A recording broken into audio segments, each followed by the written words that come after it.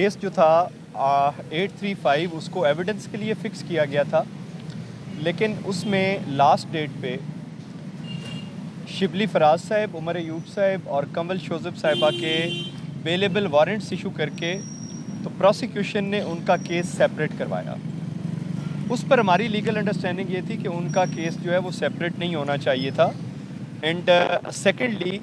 Prosecution ने इसमें ये किया हुआ था कि कुछ मुल्ज़मान जो थे उनका चालान भेजा हुआ है और कुछ मुल्ज़मान जो हैं उनका चालान रोका हुआ है, उनका चालान सबमिट नहीं किया गया था।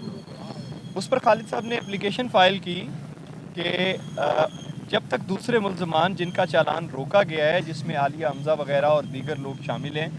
तब तक इस मुकदमा की प्रोसीडिंग्स जो हैं उनको स्टॉप किया जाए। वो एप्लीकेशन हमने गुजारी है और coupled with that Shibli Faraz साहब और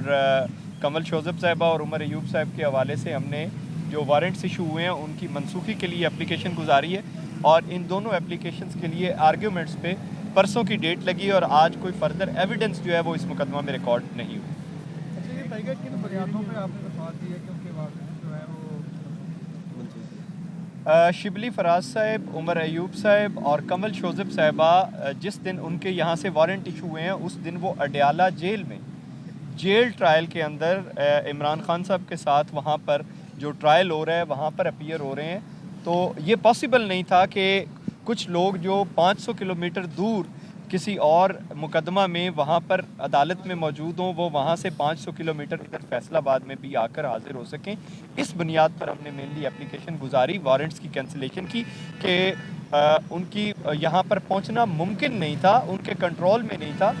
तो इंशाल्लाह ताला वो पहले भी आए हैं, वो दोबारा भी आएंगे और ट्रायल को फेस करेंगे, लेकिन उनके वारंट्स जो हैं वो इस बुनियाद पर इशू नहीं होने चाहिए थे। आज किसी भी विटनेस की कोई शहादत जो है वो कलमबंद नहीं हुई और अभी डेट जो है वो परसों की फिक्स हुई है। Sir, thank you.